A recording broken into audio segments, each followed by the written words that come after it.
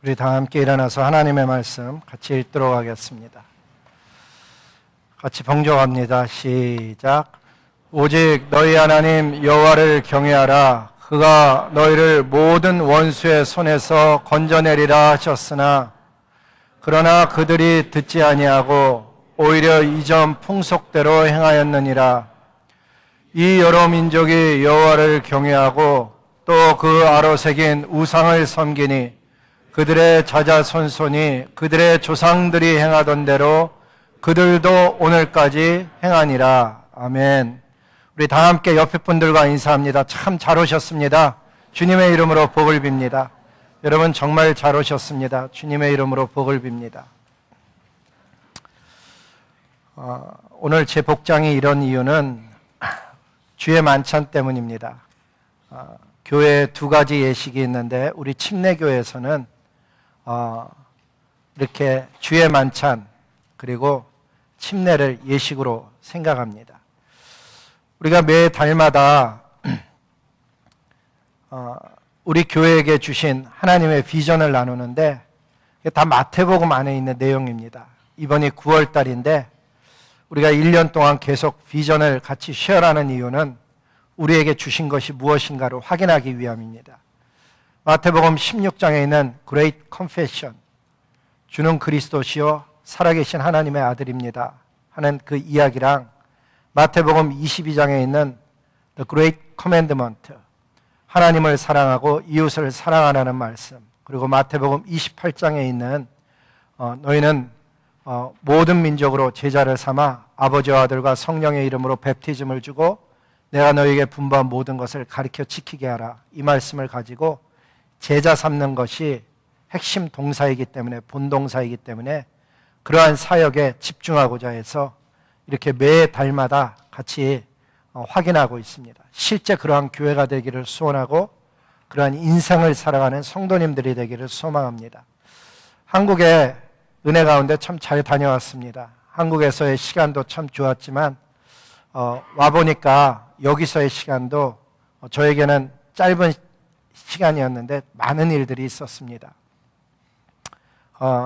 와서 제가 두 번째 손자가 목요일 날 나왔어요. 제 또래에서 손자 한 명 있는 사람도 드문데 제 또래에서 2명 있는 그런 은혜를 누려서 와서 8시에 병원에 들어갔는데 들어간 지 얼마 안 돼서 10분간 푸시해서 나서 할렐루야를 외쳤습니다. 그래서 아기 낳으면서 수고하는 분들 참 많은데 제가 보니까 어머니들한테 진짜 고맙다고 해야 되는 게 아기 낳고 나서 우리 딸 몸을 보니까는 힘을 주니라고 이렇게 실핏줄이 막 터졌어요. 그리고 그 모습을 보면서 참 안쓰럽기도 하고 대견스럽기도 하고 막 여러 가지 감정이 겹쳤습니다. 특별히 새벽 기도 나오는 시간에 보니까 퇴원해갖고 우리 집에 하루 있었는데 새벽에 보니까 그때가 4시 한 40분 됐나 50분 됐나. 저희 딸이 아직 나이가 얼마 안 됐어요. 30도 안 된 어린 나이인데 아기를 안고 의자에서 잠들어 있더라고요. 그래서 그 모습을 보면서 참 안 됐기도 하고 정말 대견스럽기도 하고 또 그렇게 기르셨을 우리 부모님들 생각해 보면 참 감사하다 생각했습니다. 한국에서 이번에 저희가 32주년 창립 기념하면서 장기영 목사님 초대해서 말씀을 듣는데 그 교회가 어떤지도 모르면서 초대하는 게 어색해서 제가 그 교회 한번 찾아갔었거든요. 찾아갔었는데 그냥 예배만 드리고 와도 됐는데 또 찾아가니까는 말씀을 부탁하셔서 말씀 전하는데 제가 깜짝 놀랐어요. 침례교회에서 그렇게 순복음교회 같이 열정적인 교회를 몇 개 못 봤는데 그 교회가 그런 교회더라고요. 말씀을 이렇게 끝에 하면은 아멘 그러고 기도하는데 찬양하는데 뜨거워서 야, 참 좋은 교회를 섬기시는 그런 귀한 분이 우리 교회에 와서 사역하시고 이번에 말씀 전해 주시는구나 그렇게 생각이 됐는데 창립 32주년 기념 때 다 와서 같이 기도할 뿐만 아니라 오늘서부터 기도도 또 같이 시작해야 될 것 같아요. 그래서 32주년에 하나님 저희의 마음이 들을 수 있는 좋은 밭이 되게 도와주시옵소서. 우리 한 30초만 짧게 기도하고 말씀 듣도록 하겠습니다. 잠시 기도하겠습니다. 왕이신 아버지 하나님, 저희에게 말씀하여 주시옵시고 교회가 들어야 될 이야기를 하나님 말씀하셔서 온 교회가 말씀을 듣고 움직이게 하시고, 여호와 하나님이 이 시대 속에 무엇을 말씀하시는가 깨닫게 하시고, 이 세상을 이기는 하늘의 백성, 하늘의 자녀들 다 될 수 있게 도와주시옵시고, 동서남북 사방에서 주의 백성들을 부르셔서 말씀에 순종하게 하시고, 말씀 들고 일어나 세상을 이기는 하늘의 백성들 될 수 있게 도와주시고, 말씀 전하시는 장기영 목사님의 특별한 은혜를 더하셔서 성령으로 충만하게 하시고, 그 말씀이 하늘에서 뜻이 이루어진 것처럼 땅에서 이루어지는 역사를 보게 하여 주시옵소서. 예수님 이름으로 감사의 복을 빌며 기도드렸습니다. 아멘. 아멘. 말씀 전하겠습니다. 오늘 말씀 제목이 혼합 종교의 시대인데, 종교와 종교를 섞는 얘기가 아니고, 오늘 저에게 주신 하나님의 은혜는 하나님을 섬기면서 다른 우상을 섬기는 모습을 드러내기를 원하시는 하나님, 그 하나님의 마음을 오늘 드러내고자 합니다. 먼저 배경을 좀 보면, 원래는 8월 달에 우리 성경 읽기 통독 다 이렇게 해나가고 있잖아요. 근데 잠깐 열왕기 상하까지 창세기서부터 살펴보면, 창세기는 하나님께서 온 우주를 만든 주인이심을 기록하고 있습니다.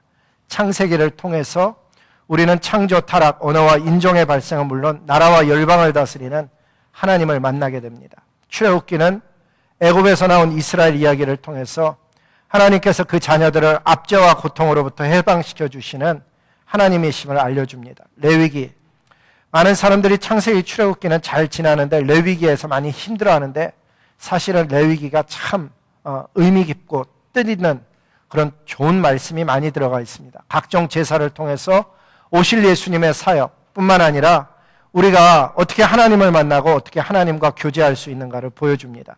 민수기는 광야와 같은 세상을 어떻게 살아가야 되는가를 보여주고 있고, 신명기는 세 편의 설교를 통해서 하나님의 법을 지키며 살아야 하나님과 동행하는 삶을 살 수 있음을 가르쳐줍니다. 여호수아서는 가나안 정복을 통해서 예수님을 믿은 이후에 내 안에 존재하는 어떤 안 좋은 습관을 남겨두면 어떤 결과가 오는지를 보여주는 것을 깨달을 수 있고, 사사기를 통해서 하나님이 다스리지 않는 삶은 각기 자기 눈에 보이기에 좋은 대로 행하며 산다는 사실을 확인할 수 있었습니다. 룻기에 나오는 보아스를 통해서는 그 보아스가 예수님을 의미하는데, 우리의 삶도 소망 없던 인생이 예수님 만나면 행복하고 아름다워질 수 있다는 사실을 깨닫게 되고, 기업 물음이 무엇인가를 알게 해줍니다.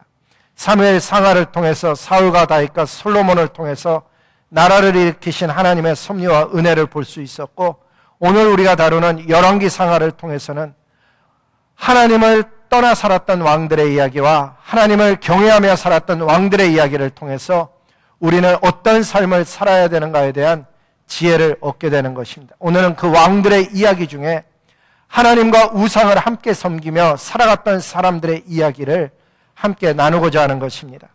북이스라엘과 남유다에 갈라진 아브라함의 후손들은 역사 속에서 보통 민족이 아닙니다. 홍해가 갈라지는 것을 보았고, 요단을 건널 때 맨 땅을 밟으면서 가나안 땅으로 들어왔던 백성들입니다. 그들은 광야에서 매일 하늘에서 내리는 만나를 먹었습니다. 반석에서 물 난 것을 마셨고요. 그렇게 특별한 백성들임에도 불구하고 이상하게 이스라엘은 우상 숭배에서 떠나지를 않았습니다.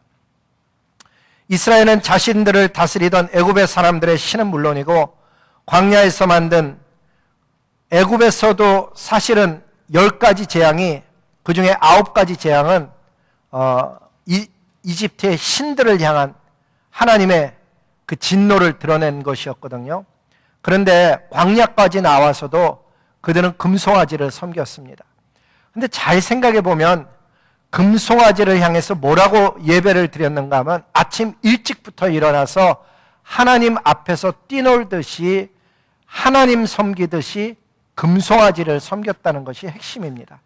다시, 하나님을 버리고 우상을 섬기려는 것이 아니고 하나님 섬기듯이 이 금송아지가 우리를 해방한 신이라고 믿고 섬기려고 했다는 것이 우리가 눈여겨보아야 되는 사실입니다. 뿐만 아니라 가나안 땅에 들어간 지 얼마 안 돼서는 바알과 아세라를 섬겼는데 그 바알과 아세라에 매료됐던 이유가 아주 특이합니다. 이스라엘은 도대체 왜 그렇게 역사하시는 하나님, 함께 하시는 전능하신 하나님을 쉽게 내어버리고 왜 계속해서 애굽 땅과 가나안 땅의 우상을 섬길 것일까? 왜 그렇게 살았을까? 이유는 의외로 아주 간단한데 그 삶을 잘 관찰해 보면 하나님을 버린 것이라기보다는 하나님도 섬기고 우상도 섬기는 그런 일을 했다는 것을 발견하게 되는 것입니다. 이스라엘 백성들이 경험한 애굽의 우상들은 눈에 보이는 형상들이었고 이해하기가 쉬웠습니다. 반면에 하나님은 눈에 안 보일 뿐만 아니라 거룩한 삶과 율법을 지키라고 요구하시는 하나님이 어떤 때는 좋기도 했지만은 대부분의 기간은 부담스러워했습니다. 이스라엘이 가나안 땅에 들어가서 본 이방의 신들도 하나님과 정말 많이 달랐습니다. 바알과 아세라는 굉장히 실제적인 신이었습니다. 농경사회에서 필요로 하는 다사는 자녀들을 주는 신이었고 풍요를 주는 신이었고 비를 내리게 하는 신이었습니다. 유목민으로서 광야를 지나와 초라해 보이는 자신들을 딱 가나안 땅에 들어가 보니까는 농경사회를 안정적으로 이루고 있었던 그 가나안 백성들은 자신들의 눈에 보기에 세련돼 보였을 뿐만 아니라 굉장히 풍성했었고 그들은 자유로워 보였습니다. 특히 이 이스라엘 백성들이 와, 이것은 정말 신기하네 생각했던 것이 무엇인가 하면 사람들이 비를 내릴 때 그 신을 움직일 수 있는 행동이 있다는 점이 마음에 와서 닿았습니다. 가나안 사람들은 엄격한 율법이 없었습니다. 삶이 자유로워 보였습니다. 특히 비를 내리게 할 때 마을 사람들은 신전에 모여서 남녀가 함께 성인 남녀가 모여서 제사를 드리다가 해가 저물면은 자기 마음에 드는 아무 남자나 아무 여자나 붙들고 성관계를 가졌습니다. 가나안 사람들이 믿기는 바알과 아세라 신은 인간이 성교하는 모습을 보고 흥분해서 비를 내려준다고 믿고 있었습니다. 그래서 그들은 가능하면 노출된 장소에서 성관계를 가졌고 그 결과 비가 내려졌고 자녀까지 선물을 받는다는 것이 율법 아래서 경직된 생활을 해왔던 이스라엘에게는 정말 매우 흥미로웠던 것입니다. 이스라엘은 자신이 목숨처럼 지켜왔던 율법과 십계명, 그것과는 정반대로 사는 가나안 사람들을 보면서 자신들보다 풍요롭다는 것이 혼란스러웠고 자신들보다 세련될 뿐만 아니라 자유로운 삶을 살아가는 모습을 부러워했습니다. 그들은 혼동스럽고 그 부러운 것을 따라해서 점차 용기를 내서 가나안 땅에 바알과 아세라를 섬기는 사람들이 소리 없이 늘어갔습니다. 자신들이 섬겼던 하나님을 완전히 버린 것은 아닙니다. 그렇다고 해서 가나안 땅에 바알과 아세라를 배척한 것도 아니었습니다. 그들은 적당히 하나님과 바알을 섞어서 모두 다 섬기며 살기 시작했던 것입니다. 시간이 갈수록 가나안 땅에 정착해서 살면서 필요한 것은 비였습니다.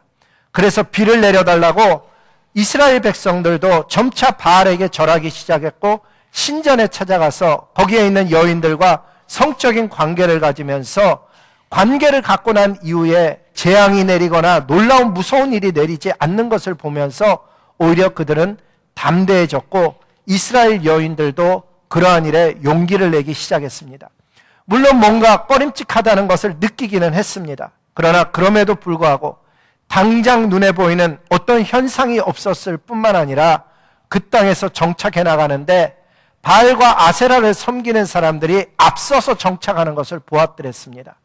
여호수아는 그의 마지막 여정에서 비장함을 가지고 이런 이야기를 합니다. 나는 나이가 많아 늙었다. 너희는 하나님께서 너희를 위해서 싸우는 것을 모두 다 본 하나님의 자녀들이 아니냐. 만일 너희가 너희 하나님 여호와께서 명령하신 언약을 어기고 가서 다른 신을 섬기며 그들에게 절하면은 하나님의 진노가 반드시 너희에게 미칠 것이고 너희에게 준 이 아름다운 땅에서 너희가 속히 멸망하리라. 여러분, 제가 일부러 노란색으로 너희에게 주신 아름다운 땅에서 너희가 속히 멸망하리라를 강조하려고 애를 썼습니다. 왜? 저와 여러분도 마찬가지입니다. 이 편한 좋은 풍요로운 미국 땅에 와서 하나님 외에 다른 신을 우리도 섬기며 살면, 아니 하나님 외라는 단어보다는 하나님과 다른 우상을 섬기며 살면 우리도 어쩌면 이 아름다운 땅에서 우리가 종된 삶을 살 가능성이 높기 때문입니다. 여호수아는 계속해서 이런 얘기를 합니다. 그러므로 이제는 너희가 여호와를 경외하며 온전함과 진실함으로 그를 섬기라. 너희 조상들이 강 저쪽 애굽에서 섬기던 신들을 치워버리고 여호와만 섬기라. 여호와만 섬기라는 것이 핵심입니다. 만일 여호와를 섬기는 것이 너희에게 좋지 않게 보이거든 너희 조상들이 강 저쪽에서 섬기는 신이든지 또는 너희가 거주하는 땅에 있는 아모리 족속의 신이든지 너희가 섬길 자로 오늘 택하라.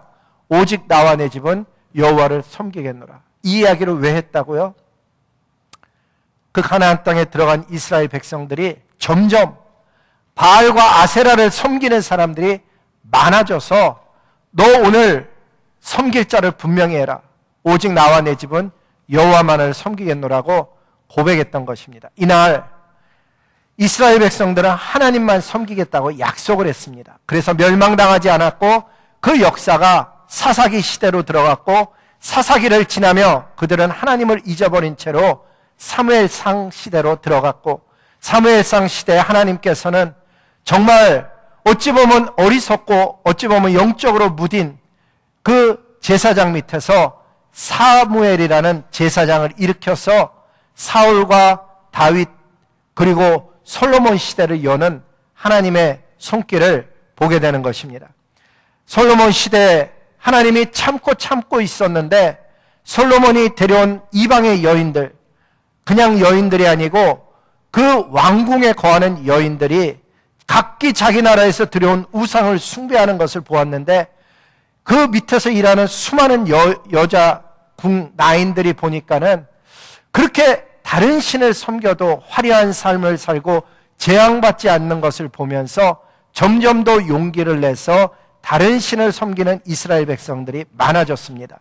하나님께서 그 일을 보고 결국 나라를 찢으셔서 북쪽의 이스라엘과 남쪽의 유다로 찢었습니다.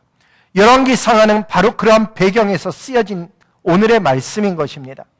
남쪽에는 21명의 왕이 있었고 북쪽에는 19명의 왕이 있었습니다. 모두 40명의 왕이었습니다. 열왕기상하에는 40명의 왕이나 등장을 하는데 이 북쪽의 19명의 왕은 한 사람도 선한 왕이 없어서 일찌감치 BC 722년에 아수르에 의해서 멸망을 당했습니다. 남쪽의 21명의 왕 중에는 6명의 왕이 선한 왕이 끼어 있었습니다. 그래서 남쪽의 왕들은 그 선한 왕들 때문에 오히려 멸망하는 것이 지형됨으로 말미암아서 결국에는 조금 더 오래 지난 시간인 BC 586년에 바벨론에 의해서 멸망을 당하고 우리가 지난 토요일까지 읽은 내용이 그 마지막 멸망당하는 예레미야서를 저희가 읽었던 것입니다.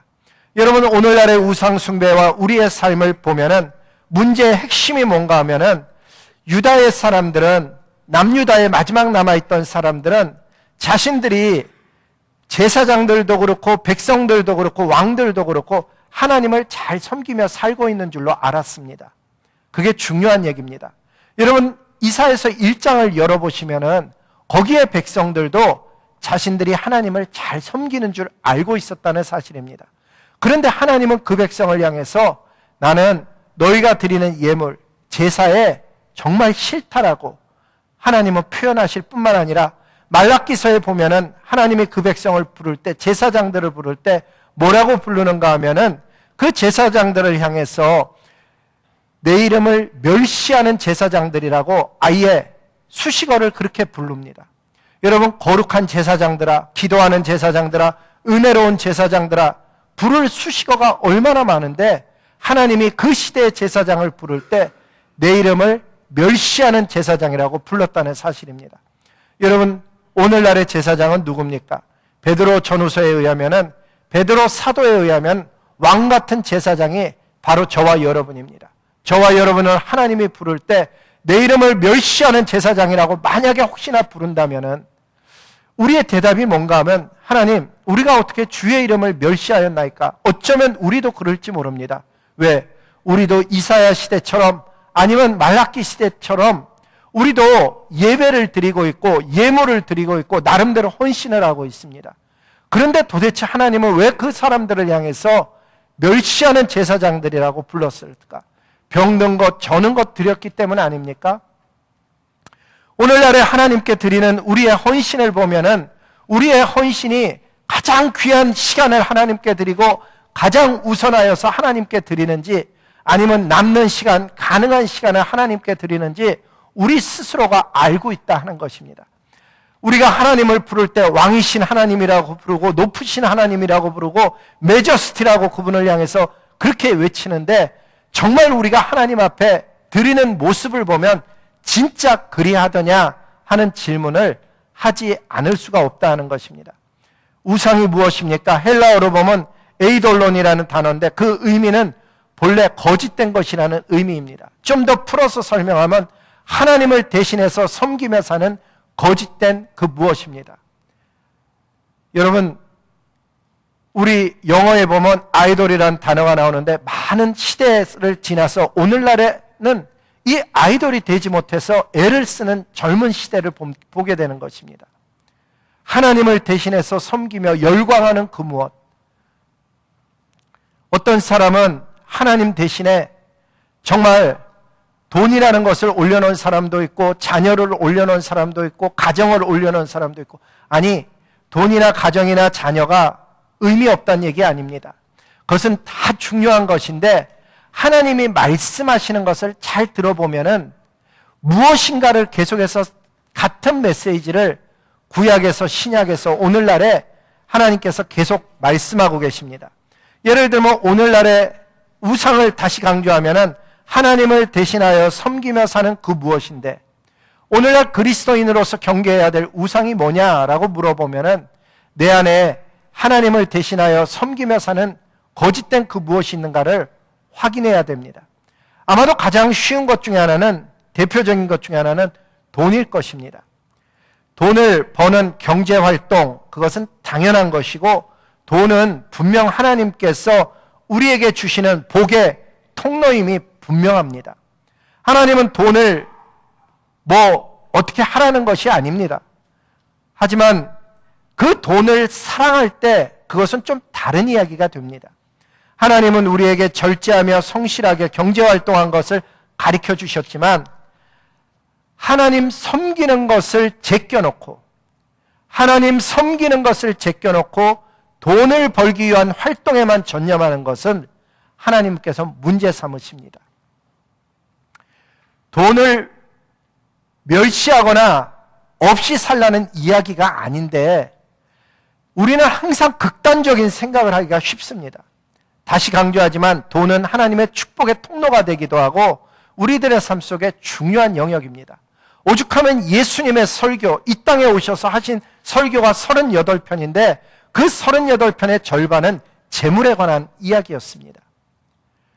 하나님이 경계하는 것은 하나님을 제껴놓고 하나님 섬기는 것을 제껴놓고 돈을 벌기 위한 경제활동에 전념하는 것을 이야기한다는 것입니다.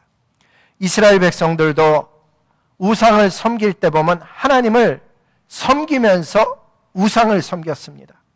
오늘날 어쩌면 저와 여러분도 하나님을 섬기면서 동시에 재물이라는 것을 섬기고 있을 가능성이 상당히 높다는 것입니다. 그걸 보고 자라난 세대들, 오늘 말씀에 의하면 자자손손, 그들도 아버지의 그러한 신앙을 쫓았고 어머니의 신앙을 보고 자라서 하나님과 우상을 섬기며 사는 것이 전혀 이상하지 않았습니다. 오늘 어쩌면 우리도 하나님과 돈을 섬기며 사는 것이 아무렇지도 않는 그런 시대를 살고 있을 가능성이 높다는 것입니다. 설교에서 얘기하듯이 돈에서 마음을 돌이키는 것이 쉬워 보이지만 꼭 그렇게 쉽지는 않습니다. 아니, 어떤 면에서는 정말 어렵습니다. 많은 사람들이 하나님과 돈을 함께 섬길 수 있다고 시도하고 생각합니다.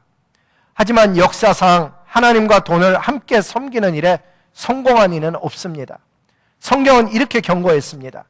집 하인이 두 주인을 섬길 수 없나니 혹 이를 미워하고 저를 사랑하거니와 이를 중히 여기고 저를 경히 여길 것임이라. 너희는 하나님과 재물을 겸하여 섬길 수 없느니라 주님이 분명하게 말씀했습니다. 그렇다면 질문은 이렇게 나옵니다. 재물을 안 섬기고 하나님만 섬기며 사는 방법은 무엇일까? 경제활동을 안 하는 것일까? 그렇지는 않습니다. 오히려 경제활동하고 있는 분들을 격려해야 되는 것이 하나님의 사람들의 사는 방식일지도 모릅니다. 하지만 재물을 안 섬기고 살아야 되는 방법은 오히려 그 재물을 하나님 앞에 굴복시켜서 하나님께 드림으로써 재물로부터 억눌려 종살이하던 내가 자유케 되는 과정을 겪어야 된다 하는 것입니다. 그렇습니다.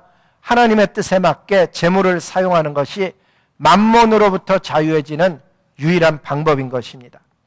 재물을 하나님께 뭘 더 드리라는 이야기를 하고 있는 것이 결코 아닙니다. 어떤 면에서는 어린아이서부터 장년에 이르기까지, 아니 마지막 삶의 마지막이 되고 있는 노년에 이르기까지 돈에서 자유롭지 못하고 종노릇하며 사는 하늘의 자녀가 있기에 하나님께서 말씀하시는 것이라 하는 것입니다. 재물을 쫓아 사는 삶, 피곤한 삶입니다. 하지만 하나님이 주시는 재물을 누리며 사는 삶은 평안한 삶입니다.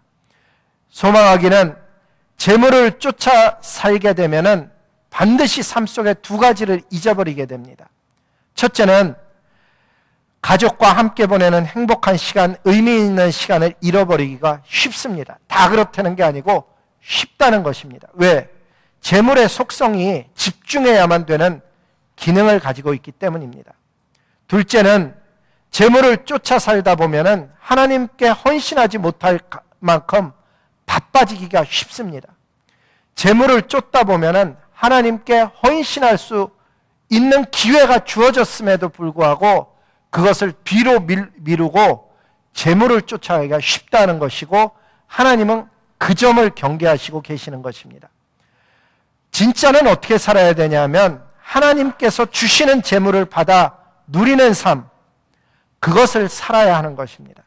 하나님께서 실제로 재물을 얻도록 길을 열어주시고 기회를 만들어 주십니다. 직장을 주신 분도 하나님이시고 재능을 주신 분도 하나님이시고 그 기회, 그 재물이 모이도록 하는 분은 사실 하나님이십니다. 어떤 면에서는 재물이라는 것은 애써 모으는 것이 아니고 자연스럽게 모여지는 것일 수도 있습니다. 사랑하는 성도 여러분, 하나님이 주시는 것을 누리는 사람이 돼야지 하나님 섬기는 것조차도 내어놓고 엉뚱한 것을 따라 사는 그런 길을 가고 있다면 바꿔야 됩니다. 아니, 좀 더 구체적으로 얘기하면 자기 자신에게 물어봐야 됩니다. 나는 하나님께 드리기 위한 재물을 모으고 있는지, 아니면 필요 이상의 것을 이미 확보됐음에도 불구하고 더 무엇인가를 위해서 그것을 쫓아가다가 하나님 섬기는 기회들을 다 이 땅에서 상실하고 있는 것은 아닌지 잘 내 삶을 살펴봐야 된다 하는 것입니다. 또 하나의 우상이 있는데, 사실은 그것 말고도 많은데 시간이 제약이 되어져서 또 하나의 우상을, 나를 드러내고자 하는 욕망의 우상에 대해서 이야기하고자 합니다. 하나님께서는 이 점을 심각하게 생각하십니다. 저와 여러분은 하나님의 영광을 위해서 지어졌고 하나님께 영광 돌리기 위해서 이 땅에 우리가 존재를 합니다. 그런데 하나님을 제껴놓고 어떤 이유에서든지 자기를 드러내고자 하는 욕망 때문에 살아가게 되는 일 속에 제가 들어가기가 쉽고 여러분이 들어가 있을 수 있는 가능성이 있다는 것입니다. 다른 얘기로 하면 하나님을 섬기는 일은 적당히 하면서 직장일 혹은 연구 혹은 공부를 하면 밤을 새우며 하는 것이 어쩌면 내가 하나님보다 다른 것을 더 집중하는 내 모습이 그것을 통해 드러내고자 하는 내 욕망 때문일 가능성이 있다는 것입니다. 오해하지 마시기 바랍니다. 연구나 직장이나 학업이 중요하지 않다고 이야기하는 게 아닙니다. 우리는 밤을 새워서라도 그런 일을 해야 될 때가 있습니다. 그런데 중요한 것은 하나님의 일은 그렇게 하지 않으면서 자기를 드러내는 어떤 욕망 때문에 그렇게 살아가는 것은 하나님께서 그 일을 지적하신다는 사실입니다. 그러면은 그 어떤 일을 내가 어떻게 처리하고 있는가? 하나님과의 관계를 그 어떤 일이 방해하는 것이고 하나님으로부터 나를 멀어지게 하는 것이라면 하나님은 그 일을 바로잡기를 원해 하십니다. 내가 하나님만 섬기며 사는지 아니면 다른 무엇과 병행하여서 하나님도 섬기면서 다른 그 무엇을 섬기며 살고 있는지 알 수 있는 미묘한 차이를 구분하는 방법은 다음과 같은 이야기입니다. 나는 매일 그 어떤 일을 하기 전에 가장 먼저 우선해서 하나님과의 교제를 우선하고 있는가 하는 질문을 해보면 나의 태도가 분명하게 그 앞에 드러나게 됩니다. 많은 사람들은 본인의 의지와 상관없이 하나님과 교제하는 시간보다 훨씬 많은 시간을 SNS를 통해서 다른 사람과 교제하고 그 무엇과의 교제를 시간을 보내고 있는 것을 보게 됩니다. 오늘날의 페이스북이나 인스타그램은 자기도 모르게 자기를 우상화하는 기능을 그 속에 가지고 있습니다. 수많은 사람들이 자기가 여행한 곳, 자기가 먹은 것, 심지어 자기가 가지고 있는 것, 어떤 사람은 진짜 많은 것 가지고 있는 사람은 자기의 보트, 비행기까지도 올리는데 그런 게 없는 사람은 시계, 반지, 심지어 집의 인테리어, 자기가 오늘 뭐 해 먹었는지까지도 올리면서 사람들은 그것을 보고 쉐어하는 기능도 있지만 그것을 부러워하기도 하고 그것을 쫓아서 팔로워가 되기도 합니다. 문제는 보내는 시간입니다. 하나님과의 교제의 시간, 하나님과의 헌신하는 시간을 내려놓지 못하고 거기에는 헌신하지 못하고 그 SNS에 자기의 시간을 너무 많이 들인다는 것이 바로 거짓된 우상을 섬기고 있는 한 모양일 수 있다는 것입니다. 제가 한국에 가서 지하철을 탔는데 매년 갈 때마다 비슷한 느낌을 갖습니다. 모든 사람들이 핸드폰을 보고 있습니다. 심지어 핸드폰으로 옆에 사람과 이야기합니다. 버스 정류장에서도 잠시 기다리는 동안도 핸드폰을 보고 있고요. 마켓에 가봐도 그 마켓에서 핸드폰을 보면서 걸어 다닙니다. 하루 종일을 보고 있는 것입니다. 식당에 가보면 핸드폰을 옆에다 놓고 밥을 먹으면서 이렇게 올리는 모습을 봅니다. 밥을 먹는 시간조차도 벗어나질 못하는 것입니다. 어떤 면에서는 중독에 가까운데 나라 전체가 그러니까 중독이라고 아무도 얘기하지 않는 것 같다는 느낌을 가졌습니다. 제가 관심을 가지고 계속해서 관찰을 해봤습니다. 집에서 어딜 다니면 일부러 버스를 타고 지하철을 타서 이동거리를 가졌는데 책을 읽는 사람이 몇 명이 있는가? 제가 일부러 그 한 칸 속에서 책 읽는 사람을 찾아보았습니다. 제가 있었던 기간 동안에 책 읽는 사람 2명 봤습니다. 지하철에서 책 읽는 사람이 그렇게 줄어들었고 수많은 사람은 핸드폰 안에서 살고 있었습니다. 그게 일상일 수도 있지만 어떤 면에서는 하나님과의 관계를 악화시키는 요인이 될 수가 있기 때문에 제가 지적을 하고 하나님께서 그 면을 우리에게 드러내기를 원하는 것입니다. 하나님과 교제하는 시간은 여러분에게 있어서 저에게 있어서 몇 분입니까? 정말 하나님 앞에 무릎을 꿇고 내 자녀를 놓고 우리 부모님을 놓고 내 주변 사람을 놓고 차분하게 기도하는 시간은 정말 몇 분이냐 하는 것입니다. 말씀의 교제도 마찬가지입니다. 차분하게 하나님의 말씀을 읽는 시간은 나에게 얼마나 되고 있을까? 아무도 지적받아서 좋아하는 사람 없습니다. 그러나 그것이 보이지 않는 우상의 역할을 할 가능성은 상당히 높습니다.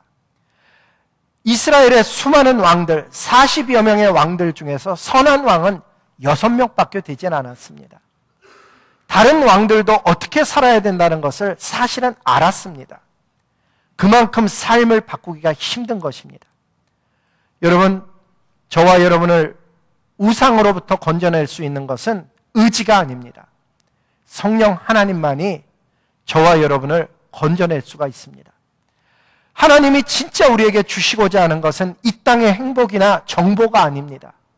하나님이 정말 우리에게 주시고자 하는 것은 십자가와 부활과 재림을 통해서 하나님 나라를 유업으로 받으라고 주님은 오늘도 부르신 것이고, 오늘의 예배는 어떤 면에서는 딱 일생에 한 번밖에 없는 예배입니다. 왜?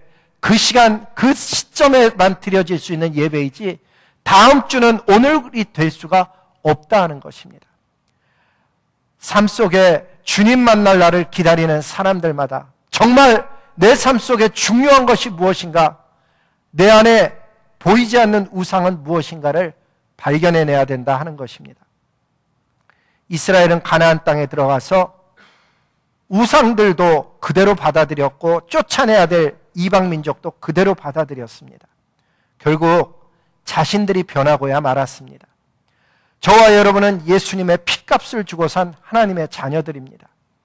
예수님이 우리를 이 땅에 최극상품의 포도로 시대 속에 심으며 시대를 이기는 백성, 이 세대를 쫓지 않는 하나님의 자녀, 불의 자녀, 성령의 자녀, 말씀의 자녀로 이 땅 속에 예수님의 제자로 심어 놓으셨습니다.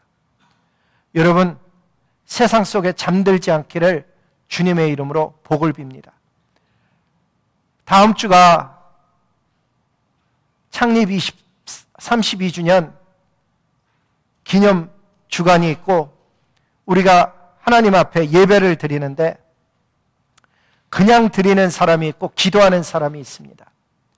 저는 하나님께 찾아가는 길을 제시하는 목회자이기에 이런 것을 이야기해 봅니다. 월요일에서부터 목요일까지 여러분 새벽을 한번 깨워 보십시오. 기도할 내용이 얼마나 많습니까? 자녀, 아내와 남편, 직장일, 기도할 게 많은데 피곤해서 혹시나 못하고 새벽이 힘드신 분이 있을까 해서 아침 10시에도 열려고 합니다. 그리고 아침 10시에 못 오시는 분도 있을까 싶어 저녁 7시 30분에도 열려고 합니다. 다 똑같은 예배니까 한 번만 오시면 됩니다. 중요한 것은 시간이 안 맞아서 기도를 안 하는 것인지 정말 내가 찾아가지 않는 것인지를 스스로 확인해 보자 하는 것입니다. 다시 강조합니다. 시간이 안 맞아서 내가 못 가는 것인지 의지, 하나님께 돌아가려는 마음이 없어서 못하는 것인지를 우리 스스로 확인해야 된다 하는 것입니다. 여러분 상상해 보시기 바랍니다. 모든 성도님들이 정말 한 마음으로 하나님 앞에 나가 엎드린다면 하나님이 왜 그 교회 그 사람들에게 은혜를 베풀지 않겠습니까? 모든 사람의 열망이 무엇인 줄 아십니까? 하나님 만나고 싶어 합니다. 모든 그리스도인의 꿈이 무엇인 줄 아십니까? 하나님의 역사를 체험하고 싶어 합니다. 그런데 어리석게도 우리는 하나님 앞에 나아가는 것이 너무나도 연약하다는 사실입니다. 그래서 한번 하나님 앞에 엎드려 보는 것을 확인해 보는 것입니다. 의지가 없는 것인지 시간이 안 맞는 것인지. 오늘도 여호와 하나님 앞에 나가서 우리는 9월을 첫 주를 맞이하면서 개강하면서 내 안의 우상을 깨트리고 하나님만 찾기를 소망하는 말씀이 선포될 뿐만 아니라 그렇게 살아갈 수 있는 힘과 지혜와 용기를 주는 하나님 앞에서의 성찬식을 행합니다. 이 주의 만찬을 통해서 정말 예수님의 살과 피가 내 안에 연합이 된다는 의미가 무엇인지를 깨닫는다면 여러분 우리는 사는 것이 달라질 수밖에 없다는 것입니다. 여러분 이제 우리가 주의 만찬을 행하는데 아무도 받을 자격이 있어서 마시고 먹을 사람은 없습니다. 예수 그리스도의 십자가의 공로를 의지해서 이 시간 나눌 때 침례, 세례, 영세 받으신 분들만 받을 수 있고 그렇지 않는 분은 하나님 앞에 기도하면서 이 공동체가 가지고 있는 꿈을 발견하시기 바랍니다. 하늘의 공동체는 어느 날 하나님 앞에 서는 날 새 포도주와 새 빵을 가지고 하나님 앞에서 만찬을 드는 날이 있을 것입니다. 그날 다 받으시는 하늘의 백성, 진짜 백의 하나님의 자녀 되기를 소원합니다.